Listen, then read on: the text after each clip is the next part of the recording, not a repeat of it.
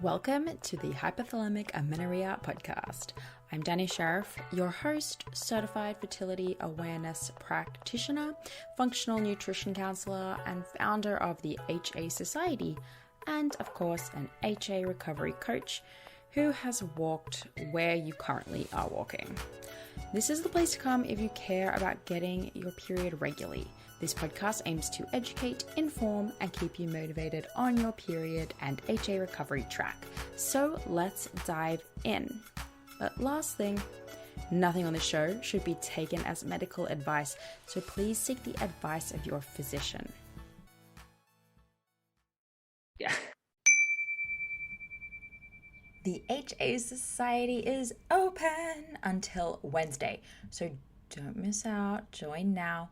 The HA Society, if you don't already know, is a community for women who both care about getting their missing cycles back and care about optimizing their newly recovered cycles. The idea for the HA Society was to be more than just another Facebook group.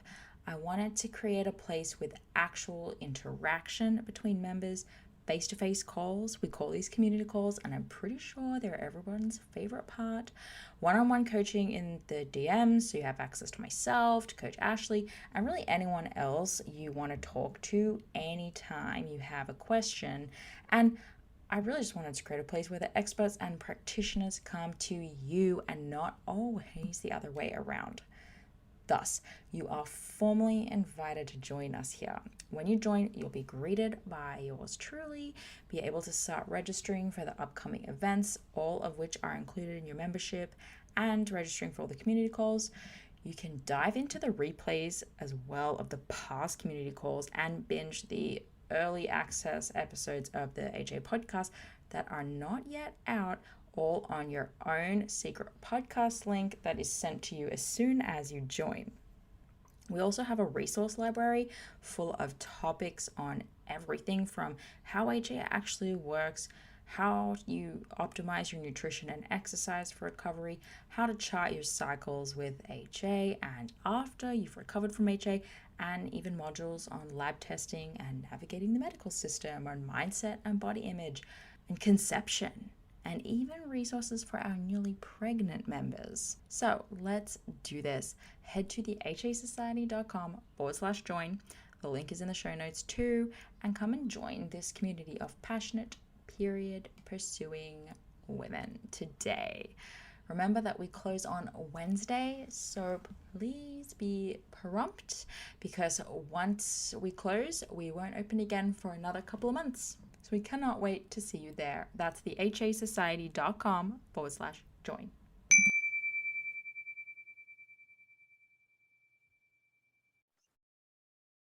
Okay. Hey everyone. Welcome back to the HA podcast. Ashley's joining me today for an episode we're excited to do, listener Q&A. Yeah. We love these. We love Q&A. I forgot to plug my headphones in. I've been trying to improve the quality of the audio, and I keep, there we go. Hang on. Speaker. There we go. Okay, much better. Yes, everyone, welcome. So I requested people respond. If you follow or on my email list, you can reply to my emails and ask questions that I will then bring on to the show. So to do that, you can email me, Danny at thehasociety.com, or go on our website, thehasociety.com. Put your email in somewhere for, either put yourself on the society wait list or do our quiz or our challenge. You'll be on the mailing list at that point, and then you can reply and submit any of these questions. That is the best place to do it. If you send me or Ashley a question in an Instagram DM, it might not make it onto the show. No promises. We'll try. Best effort, but email's always. That's right. Don't DM me. You've made it, actually, when you're at a point where you're like, don't DM me. Well, I just think that email is just, it's such an easy way to organize and stay organized that anything outside of it is like the wild, wild west. It's like, Yeah. I I mean, may or may not. Instagram and I think this is only for business accounts or something, but them bringing in mark messages as unread has been game changing. Yeah, well, I feel so bad because I had a few people DM me and it showed up in what it like Hidden requests. the like request. And normally that's only like for spam, right? So I don't ever really pay attention to it. And there was like 2 important messages in there. And I was like, Yeah, I know. I swear I'm not rude and trying to ignore you. I don't know why it got put in that folder, but I don't ever check the like requests type of thing. And it was 2 great messages that I totally responded to. And I was like, I swear that was not. I have to check that folder every couple of days too, just in case someone slips through the cracks. But yeah, it's like, thank gosh for mark as unread, because I used to get anxiety being like, if I tap into this message and it's because, we'll get messages that are like 3 pages long, right? Because people want help and advice, and they'll give you like their backstory. So like, if I tap into this message and it's 3 pages long and I don't have time right now, I need to be able to mark it as unread so I can come back to it. And so that's like one thing that Instagram's done right, that text message needs to figure out. And but the moral of the story is email is better, because we want to hear from you. We want to hear from you. So the best way is email or just on our website. Okay. All right. Do you want to dive in to some questions?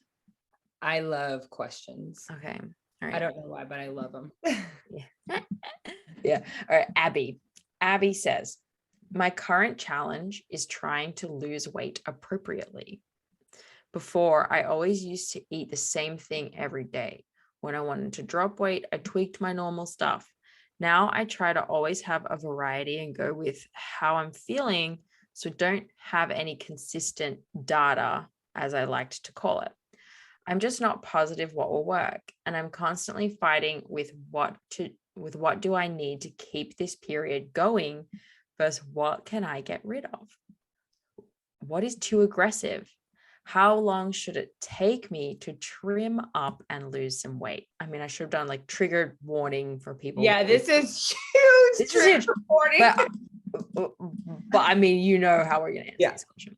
And then she says, I don't know if this is something that you could use, but I've learned anything from reading your emails and listening to your podcast, it's that if I'm struggling with it, others are too. Boom. That's exactly right. And I like this question because there are people, this is coming up a lot in conversations right now for me, which is this thing of reservations. One of my clients, Lindsay, taught me about reservations in like addicts, Alcoholics Anonymous, for example, and how you have a reservation as in, I'm willing to do all these things, but if this happens, I'm going back. Or if, you know, there's something that you hold on to that like is an out for you. And this feels like one of those things where it's like, I'm willing to do recovery so long as, you know, there's a way that I can eventually lose the weight.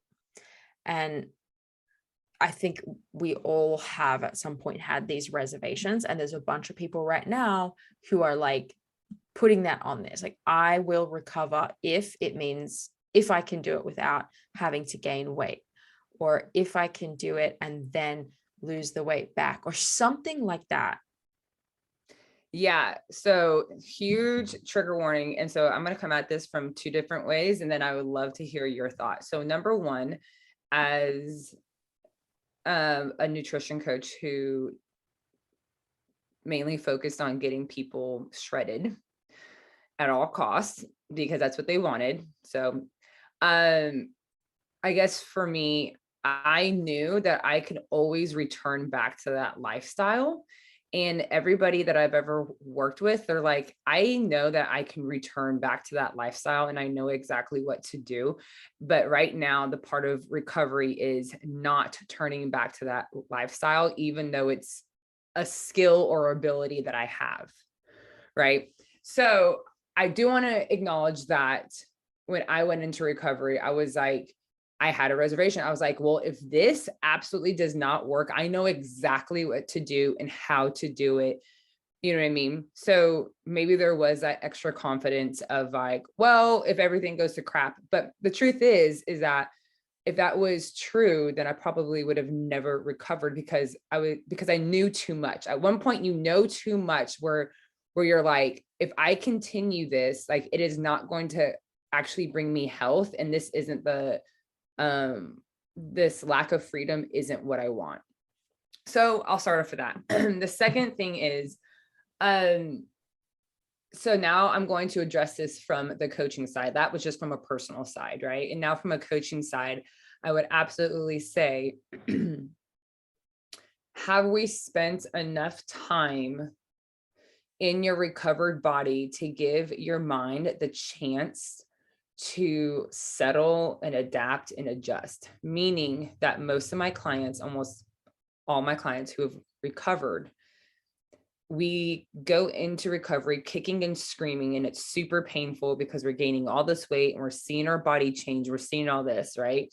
And even when someone gets their period and they even ovulate, they're still at the most uncomfortable that they've ever been in their entire life. Like everyone thinks that once you get your period and once you ovulate, that you're like at the end, and it's really like the real start line, right? And so my first challenge would be give your body a whole year of you not trying to diet.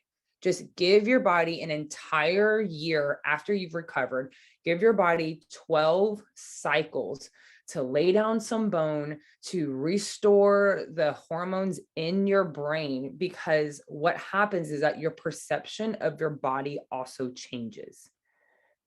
So to go straight into dieting or trying to lose this excess weight without a restored brain, emotions, hormones, like you're just getting back on the rat race. And I'm not saying that weight loss doesn't happen afterwards, but it only happens if and when your body feels safe and it's settled and you're nourishing it. And so if your body does want to lose weight after recovery, it'll do it naturally. But if you force it, you're going to be met with resistance. You're going to be met with likely losing your cycle, because one, you're probably pushing way too soon and you've not let your body settle. And so it'll meet you with resistance, and then that will spiral you into a whole other rabbit hole. But my long story short is, give your body a year after you've recovered to see if your emotions and your perceptions has changed of your body. And if your body wants to let go of any additional weight, let it do it naturally. That is, and if it doesn't happen, then it's a very strong indication that your body is exactly where it needs to be in order to maintain ovulation and working out. So that's just kind of my, I'm going to answer, but it's not going to be the answer that you want, knowing that I could fully give you a plan to cut down, but that's just not the jam that I'm into these days. You know what I mean? Yeah, but do you at the same time, right, feel like it's, because her thing is like, I want to cut down and I want to do it safely. Like I want to like not lose my period. And so that, I mean, that is a separate question. And I've addressed it a bunch of times, right? And it's like, I'm just gonna like throw this out there really quick. My question for you is, do you think it's possible? 100%. Do I think it's possible? Yes. Do I think it's possible? So let's say that I was to agree to this, right? Mm-hmm. That I was like, yes, I will take you on as a client in that perspective, right? Mm-hmm.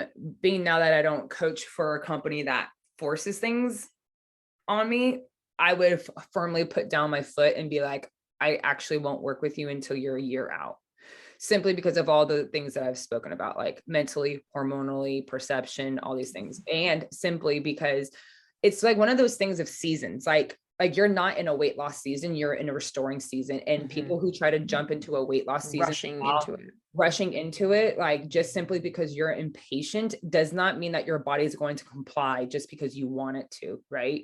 So that's a whole other thing. But do I think that there is a middle ground? Absolutely. Do I think it's very far and few people coming from HA can achieve it? Yes. Do I think it's an extremely slippery slope to where you will likely lose your period again because you've pushed it too far? 100%. The real question is once you lose the weight, once you've pushed it too far, are you willing to bring yourself back out and stay at the place where your body has chosen, not where you've chosen? So do I think it's technically possible? Of course, I think it's technically possible, right?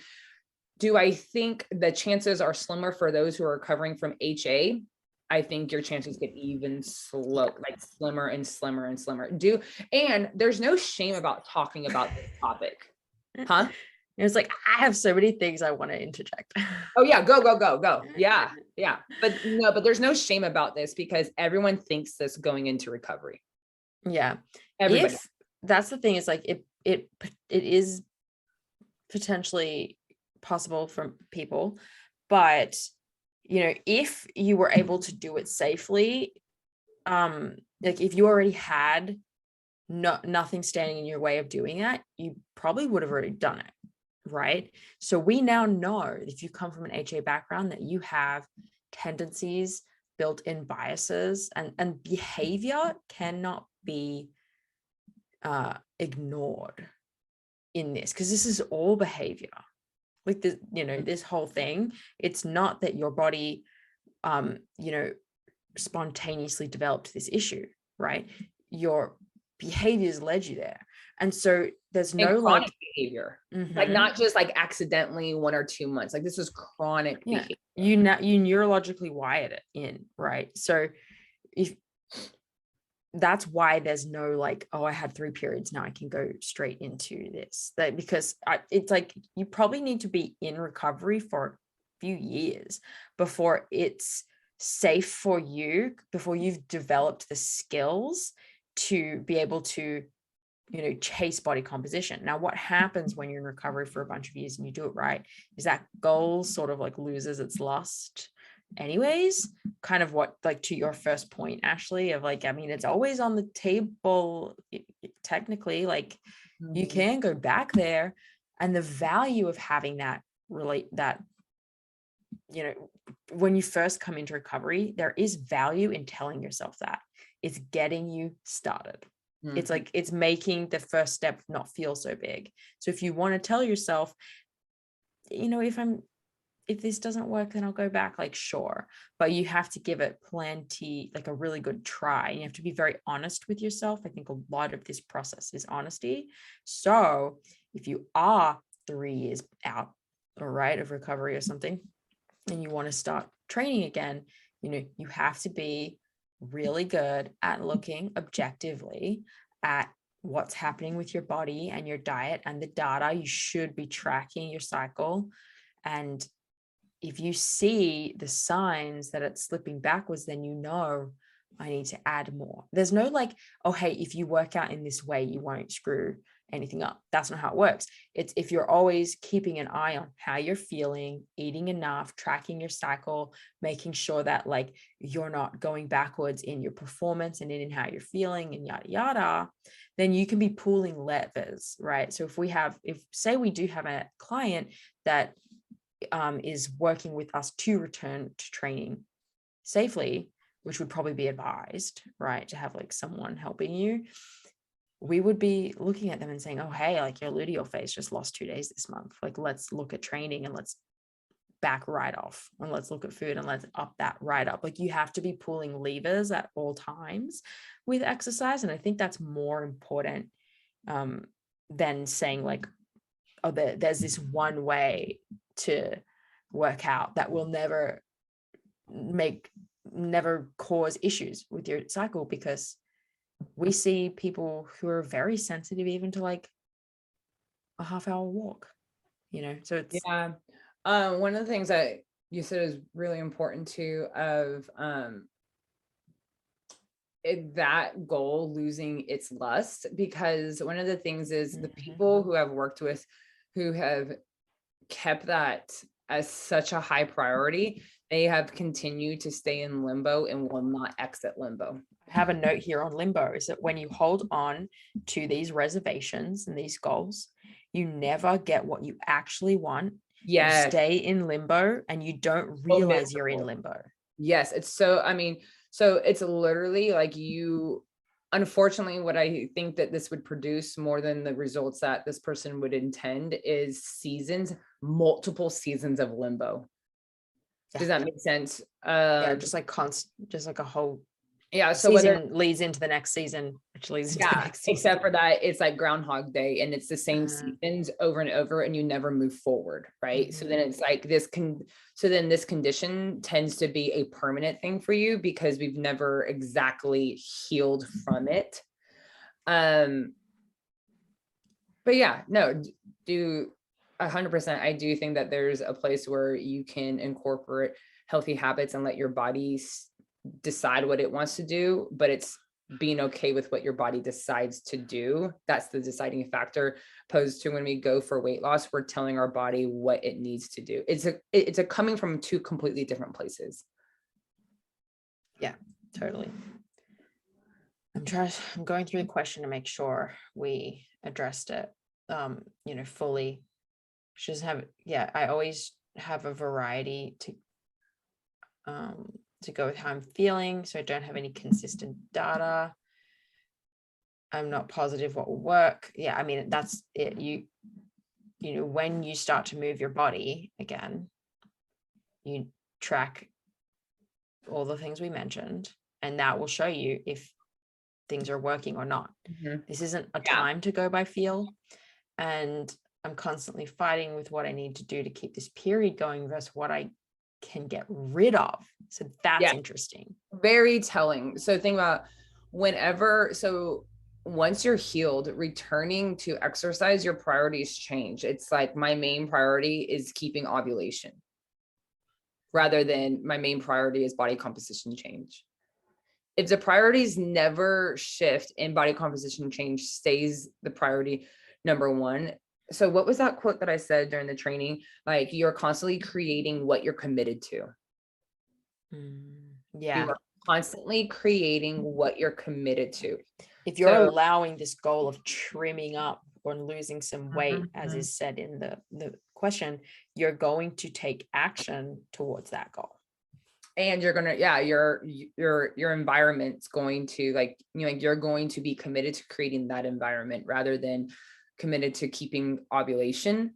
So think about just putting ovulation as number one, totally shifts the order of everything that falls underneath. And when you put body composition as number one, it completely shifts the order of everything that's underneath, right? Because there's a difference of your body letting go of the additional overshoot weight that most women do have, because your body does that naturally, like without effort, opposed to intentionally restricting, which is trimming up. So you're basically saying, how much can I intentionally restrict without pissing off my HPO axis? Yeah.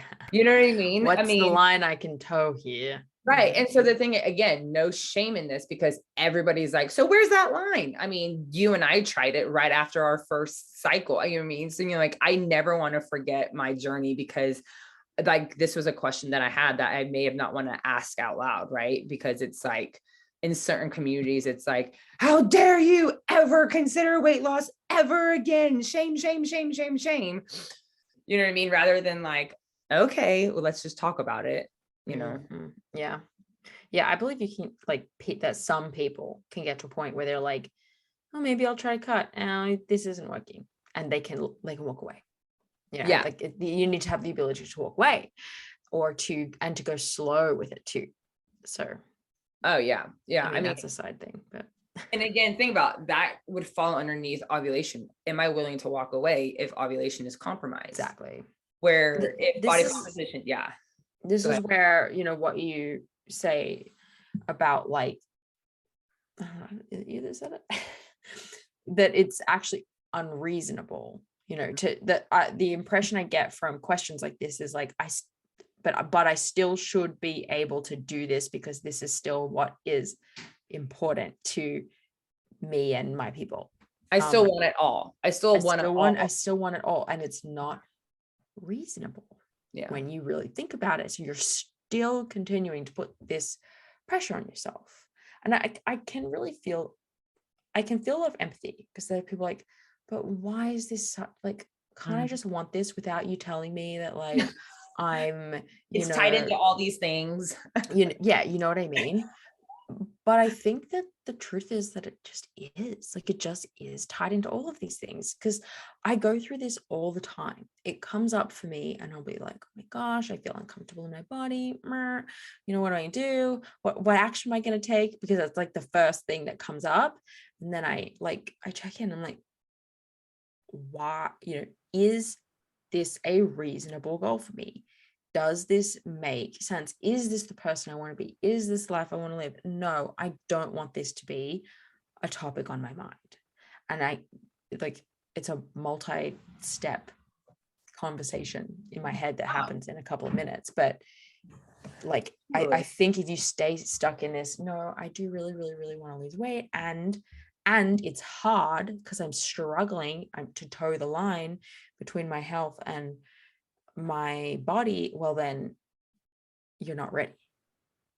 Yeah. And honestly, that's what the most of the coaching that you and I do, because the prescription, while it is detailed and tweaked per individual based on their circumstance, like this is really what you wind up talking about from week to week or every other week or once a month of how do I navigate these thoughts, feelings, and emotions, and acknowledging that I may have commitments that are opposing. Like I have conscious goals and I have subconscious goals. Yeah. So this happened yesterday with a client. In case she wants to remain anonymous, I will call her Schmathreen. And interesting. Schmathreen is we got her first period back about 2 months ago, and then maybe 3 months ago, and she hasn't gotten another one since. Okay, so we looked at things, and the situation was interesting at first glance, right? This is where like experience comes in, but the situation was interesting at first glance because she was like, I'm so happy with how I feel every day, my body image. I love the weight that I've gained. Like, it's fine. I'm happy. My work, I changed jobs, so I'm not stressed anymore. Yada, yada, yada. And you're like, oh my gosh. And look at her food log, and she's including all these great ingredients. And you're just like, on the surface, this is crushing it. But we don't have a period right now. So what is it? And she's not exercising, and she's eating before she takes walks and all that good stuff. So like, what is it? And so we go like in-depth interview, right? And I have this checklist, and I'll ask like minute detail, basically about behavior around food for the most part. And what we uncover here is that she mostly eats poultry and fish, right? For example, as her meat. And she has one plant-based meal a day. And she usually has salmon, and it's usually like skinless chicken breast. Like, okay, that there's other examples too, right? Where it's like, oh, you're eating avocado, cool, how much? Oh, a quarter. I upped it to a half. Yeah, and so I'm seeing remnants of restriction here. And it's just that you are enjoying it. Yes, you have gained weight. Yes, you are behaving differently. But what's all this about? Is it just preference? What is it that's making you, like only eat these things? And she's amazing because she really utilizes the sessions as a time to be brutally honest. She's like not trying to bullshit anyone. So those are the best, where you're like, oh, let's go. Yeah, like you need help reflecting, right? So She's like, I do actually still always want to be the one that cooks so I can control it because these are the things I want to eat, right? Instead of letting my husband cook. Or I always want to be the one that chooses the restaurant. And I know because I check at the website to look if there's something quote unquote healthy I can eat. So where it's like, oh, okay. No, you feel like that's the ED voice, right? Is like telling her, this is good. We're good right here. Let's draw like I'll meet you halfway. Like, and this is where we're gonna go. And so, anyways, what I then asked was what's different about right now to when you got that period back that first month? She was on vacation. And I Uh, was like, oh, what foods we be eating? Do you think you were eating like red meat? She's like, dude, we went to this German town.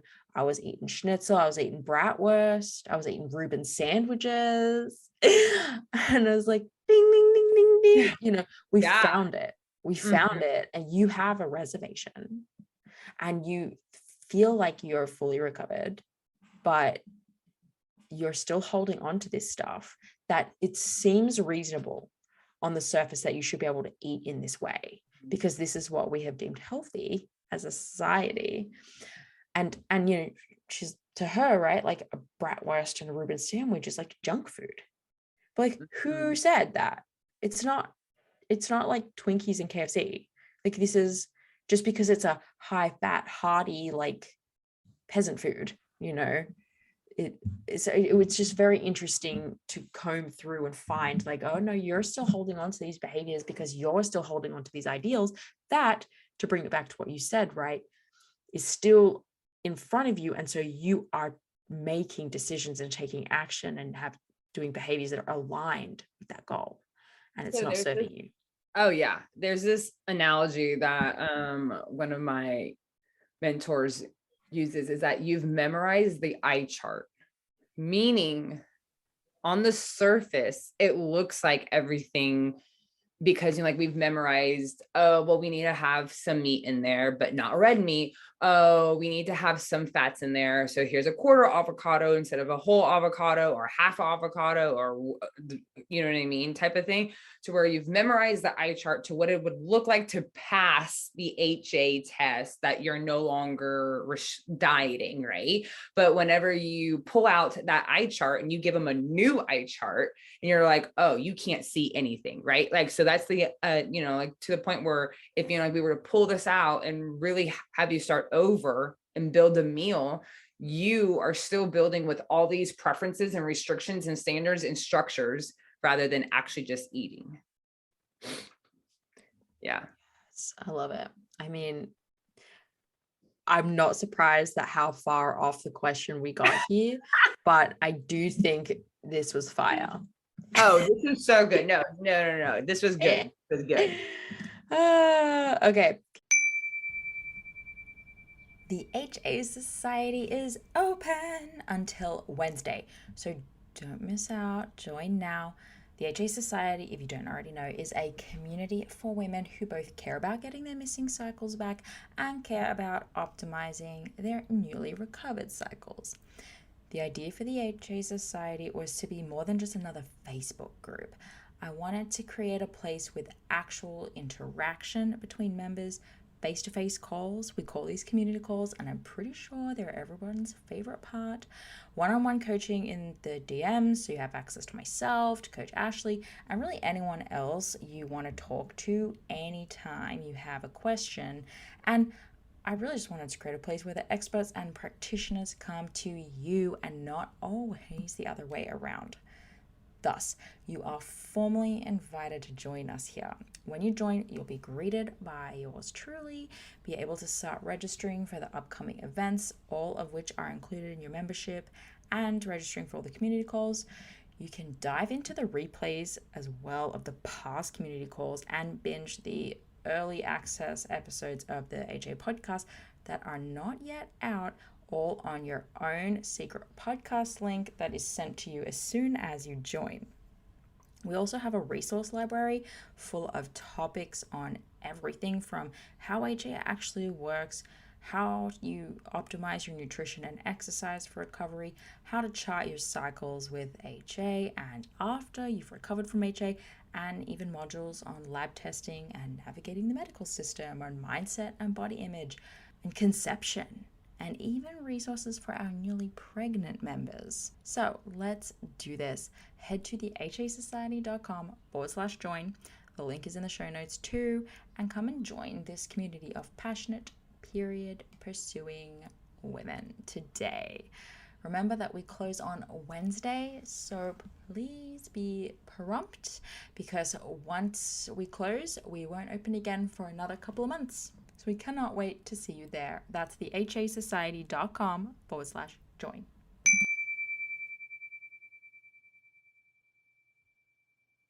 Let's do another question. We're going to have time for 2 today, I think. This is good. We'll do more. All right, Sophie. I have a few questions about recovery. I'm at the very start of my second recovery journey, and I'm having extreme tiredness and bad leg cramping. Is this a good sign that recovery processes have started in my body? I was also wondering if you could maybe talk a bit about some of the other less lovely symptoms we should expect during the first stages of recovery, and maybe a bit of the science behind them, like why am I experiencing leg cramps? Is it to do with the electrolyte rebalancing in my muscle tissue? Sorry if this is too in-depth, but I feel that understanding the science behind what is going on inside my body really helps me to find self-compassion and motivates me to accept the situation and keep going. P.S. I love the podcast. Thank you so much for providing so much freely available support in info for HA. It's honestly been life-changing for me, and as a uni student and the spare money, I don't have the spare money to see a specialist. Thank you again. Yeah. So I'm going to start off with saying that almost everybody who goes through recovery experiences this like deep soreness. Like it's almost like to the bone. So I remember the first month, I meant the first 2 weeks, I literally sat there. No, it was the first month. And I was like, I'm in so much pain. This doesn't make sense. So that is very common, very, very, very, very, very common. I have searched the answer for this and I have not found it yet. I have not heard anybody talk about it yet. The only thing that I've heard about it is that it is one of those common reported symptoms that no matter which group within the HA society, not within the HA society, but within the HA world, you're always going to find people who are like, I'm experiencing this deep leg cramps. I'm experiencing this body aches. And no one's been able to explain it yet. If you have, let me know. Cause I'm just nerd wise. I love knowing this stuff. I do think it would be interesting to see if because some people that's a whole other thing. It would be interesting to see if it is from the increase of water, the increase of electrolytes. Yeah. My theory is it's probably like the more deficient you were in something, the bigger the ache and response you're going to get. So if you were less deficient, you're probably going to experience less of the swelling. If you went all in 0 to 100, right? Your body's processing a lot of stuff, and is your body refilling with glycogen and water and it could be so many things. And there could also be like different reasons, different causes for different people, but elicit the same symptom. Yes. Yeah. And it makes me think about kind of like what's going on whenever we are getting really, really, really, really close to like ovulating and like recovering, is that like your body's now actually having the additional fuel to start the process of healing and actual recovery. Does that make sense? So especially if you're coming from, you don't have to be an extreme athlete, but let's just say that, that you participate in movement.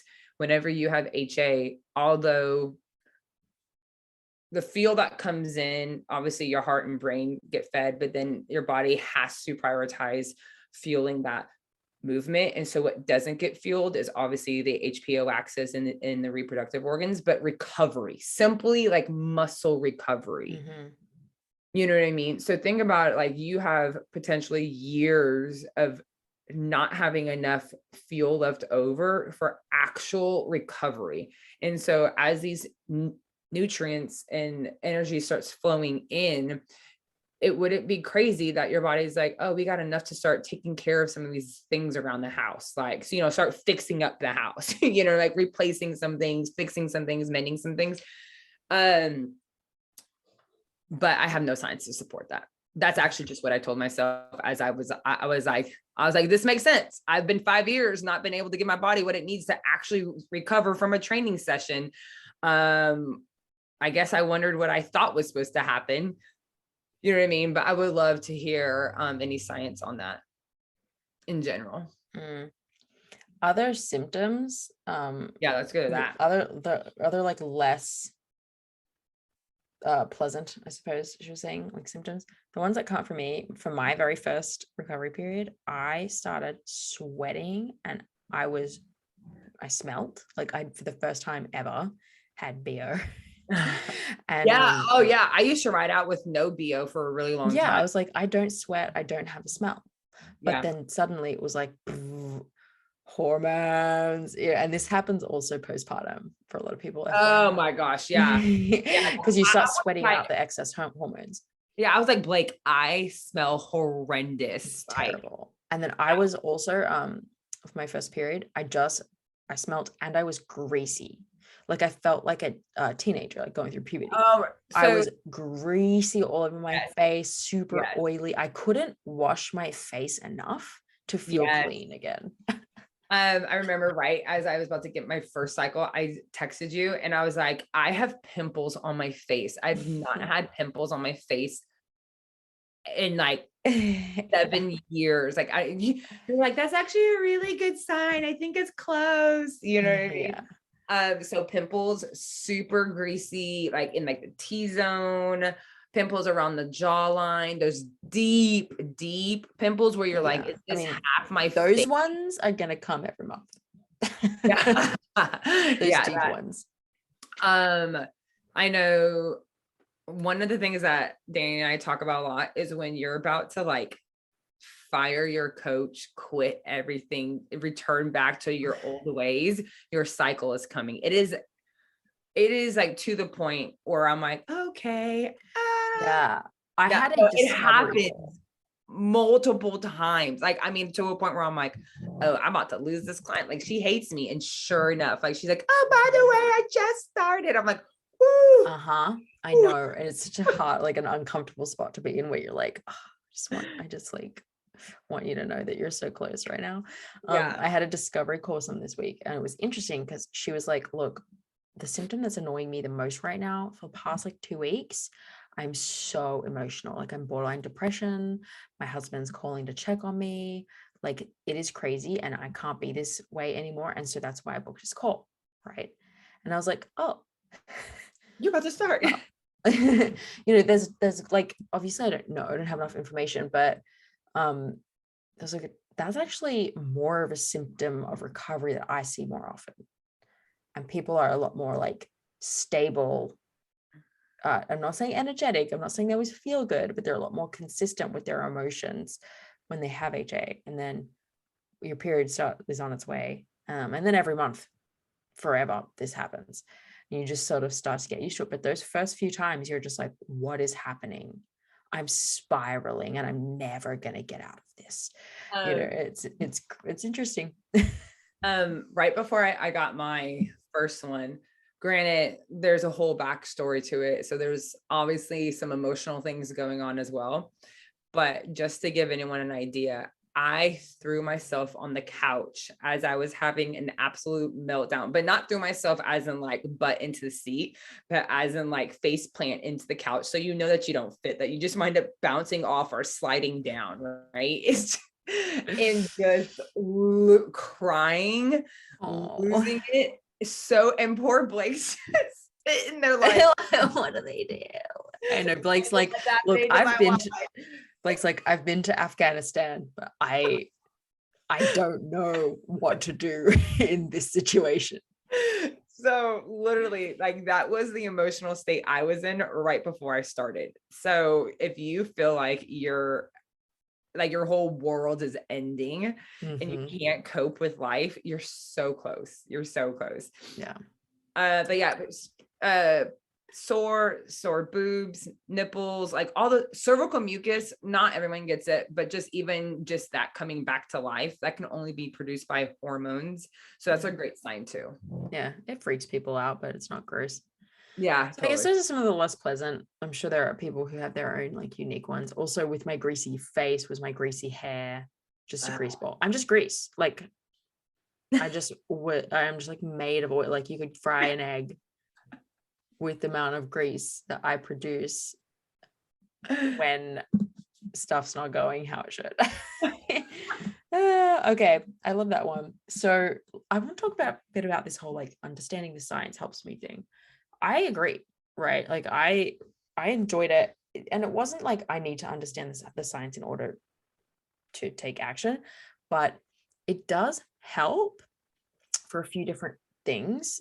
And I don't know if we even like, I don't think you even need to understand the science of what's happening in your brain, but I will let Ashley do um her gonadotropin releasing hormone spiel because I know she loves it. But I do love it. but what I think is like super important is to realize that your body is an ecosystem. Every Mm, single part of it, just like the planet Earth or a forest, rainforest, right? You can't plant trees and then like, so imagine you plant a bunch of trees, but then due to climate change, there's no water and these trees that you just planted die. Like you can't just do one thing and have like this one thing flourish all by itself. Like you take start eating beef liver and then like, yeah. and the beef liver is the thing that made the tree grow. No, the rain helped make the tree grow. So you need to have everything in the body operating on all cylinders in order to get what you are looking for, right? So don't look at your HO recovery in like a bubble or a vacuum. Like your whole body is switching things back online. Your whole body is like your metabolism, right? Your metabolism is the total energy required to run the cellular functions of your body. So if you think of it like that, every single ounce of every calorie matters for every single thing that's happening in your body. So if you just think about the hairs growing on your head, if you just think about the saliva being formed in your mouth, if you think about your heart beating, your kidneys functioning, your liver functioning, all of those things, those are all things that require energy to operate just like your reproductive system does. So that's all you really need to know, right? Like, is that you're feeding every system in your body so that when they are all working, your reproductive system is safe to come back online. It's just like the whole thing matters, the whole picture matters. And so like the whole rainforest analogy is just that probably didn't make any sense. Is just to say that like stop looking at just the tree, look at the whole forest, or look at the whole planet. That's good. That's good. That's good. No, I like that. I like that. And I like that we do this so that you can see how our two different brains work. And then like you can mash it together and then you're like, that makes sense. Or like you pick which one that you're like, I totally vibe with the tree thing, right? And you're like, I don't know what Ashley's talking about. Well, no, because those both are important, and I'm pumped to let you do it. It's like it's Yeah. so cool to understand the mechanism that's happening in that one area, but you do like allow yourself to think about everything. Yeah. So my version of this is I love looking at the science. So in the hypothalamus is the gonadotropin releasing hormone, and that actually gets a nutritional report from what you're eating and everything coming in. And everything coming in, and from there it pulsates down into the pituitary, and the pituitary is like, oh sweet. And so here's the best part is that it's not just like a one-time send message, like that hormone being the gonadotropin releasing hormone being sent to the pituitary, it pulsates there, it has to be the strength of the pulse. It has to be the frequency. So this isn't just like a one time, like, and then I overate in air quotes one time. And I don't know why my period didn't come back. Anyways. So then from there, the pituitary then releases the FSH. That thing stimulates, the follicle. And that also helps estrogen to be produced, released, made, all the goodness, right? And the point about that is that's where we start to see the different signs and symptoms of recovery coming back online, right? I like to think of like, because we can see this in our charts, we can see this in blood labs, you know what I mean? As clients recover, if someone enjoys taking labs, like we don't really push for it, and you can see that certain signs are coming back on as their estrogen starts to increase, but they haven't started their cycle yet. And that's simply because as estrogen starts to come back online, certain parts of your body start to wake back up, certain symptoms start to come back on, and it goes all the way back up to the hypothalamus because there's enough fuel coming in. So this is why when some people are like, I will only eat a certain amount, well, you may only get a certain amount of symptoms of your period coming back, but it's not going to be enough to push it over the edge and actually ovulate, right? So that's why whenever we go in with the mindset of, I'm only going to let myself gain 5 pounds, I'm only going to let myself gain 10 pounds. Well, you're going to get something for it, but it may not be ovulation. You just may have a really oily face and no ovulation, right? Or you just may have wild hormones, like, and moods and emotions, but you may not get ovulation yet, right? So it's one of those things, as estrogen builds, then the symptoms start to kind of pick up. So I like to say, like, towards the bottom is possibly like your hair maybe starts to grow, your nails start to grow, you know what I mean? All these other things, like, cervical. So as estrogen rises, cervical mucus, as it gets really, really close to there being enough estrogen circulating in your system to trigger LH. So that's the other thing. It's not just like, oh, I made estrogen, I'm good. It's like, do you have enough estrogen circulating in order to trigger ovulation? Yeah. We can tell when it's unstable. Yes. On the chart. Yeah. Yes, we can tell when it's unstable in the chart. We can tell when we're moving to enough estrogen because your chart starts to look way more normal. It goes from like erratic to normal.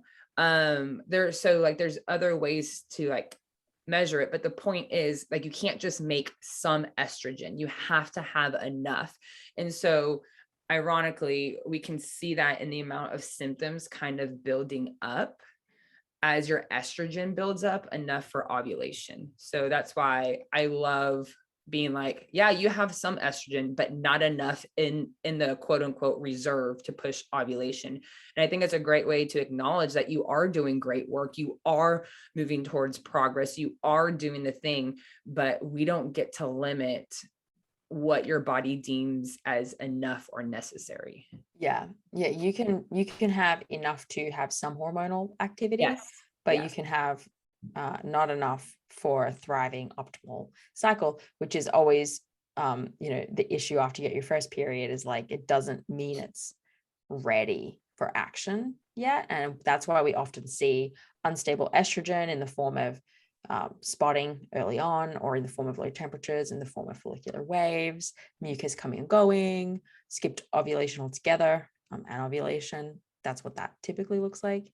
And I was studying last night on leptin, and it's so interesting because leptin communicates to our reproductive system, like how much fat we have in reserve, which makes sense that whenever you lose so much weight, or enough for your body. So that's the thing, enough for your body, your leptin levels go down, and then the leptin then communicates.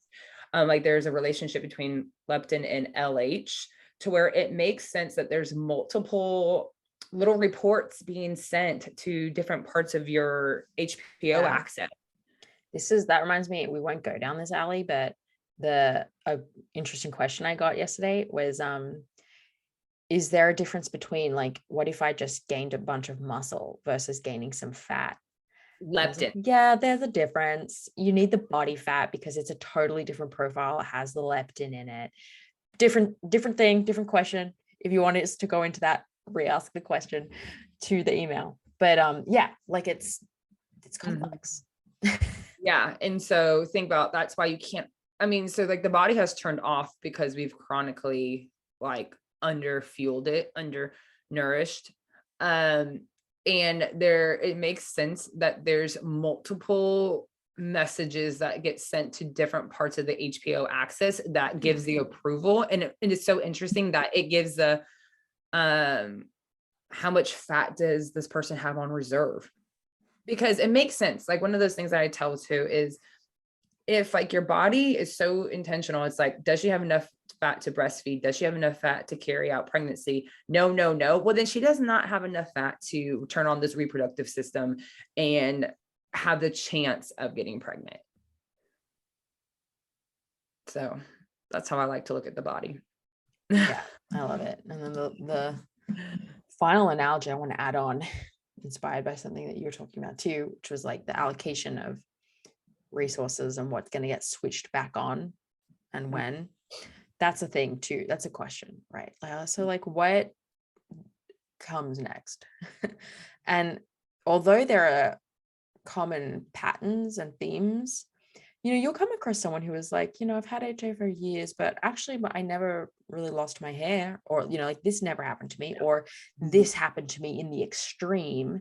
And so we see like these variations, and what starts to switch back online is different. And the way I like to explain that is basically, imagine a company. There's lots of different companies, and they all have a different CEO who are all making different decisions about the allocation of resources to different departments, right? Your body has departments, and your brain CEO, your hypothalamus, right, is making decisions about what departments need what resources, how much of those resources, and why. That makeup, that decision is unique to you. And we don't have the answer about like exactly how your body is utilizing the energy, how much it wants to store in excess on your body before it feels safe, how much it wants to utilize for how fast or slow your metabolism's going, how much it wants to send to digestion, how much it wants to send to hair and nails, how much it wants to send to like the healing of an injury. Like this is all really specific, and that's why you must eat in excess, right? That is why maintaining or towing the line about how much you want to eat to get your period back is it's important, because we don't know where all the resources are going, but the likelihood is they're not all just going to your period. They're going to other places. And in order to crawl out of this, right, if you don't eat enough, it's like filling a bucket with a hole in the bottom. Oh, totally. And think about, we actually, even if like we were to try to track every symptom of every person who's ever recovered that like we've worked with, there's people where it's like 2 years down the line where they're like, oh wait, I'm sleeping phenomenal now, to where it's like you almost don't even know how many things have been brought offline until you continue to recover, and you're like, oh, you know what I mean? Like, I don't think that we understand the depth of the things that are turned off at the cellular level within our body that maybe don't have a big physical manifestation, to understand everything that's been turned off, and therefore everything that needs to be turned on, and then timeline that certain bodies like perceive that, right? I think about everyone's situation is different. Some people are like, I'm fully okay with never working out again. Some people want to continue working out. Some people, you know what I mean? So then, even then, just like you're saying, like the allocation is then different during recovery and after recovery based on lifestyle, genetics, you know what I mean? Just a whole bunch of things. And just I feel like it's like the deep sea where we just don't know. Yep, it kind of is. There's an element of trust that you must have. This was great. This was fun. Did you have fun? This was good. Look, it's exactly an hour. We did it. We did it. Thank you very much, Ashley. Where people can go find you, right? Ashley_Marie_. Smith That's underscore. _ or just over at the HA society.com or at the HA podcast. You'll find us. Yeah, we're there. Find us. Come hang out, guys. Again, if you want to ask a question to the show, we want to do this more regularly, so send an email to danny@thehasociety.com or reply to one of my weekly emails, and we will see you guys next time. Excited. Thank you so much for listening today, guys. Please subscribe to the podcast, and if you could head to iTunes specifically and leave a rating or review, that would help so much because it makes it easier for other people with HA who are Googling around to find the podcast really easily. So if you do that, you're doing a service to all of the women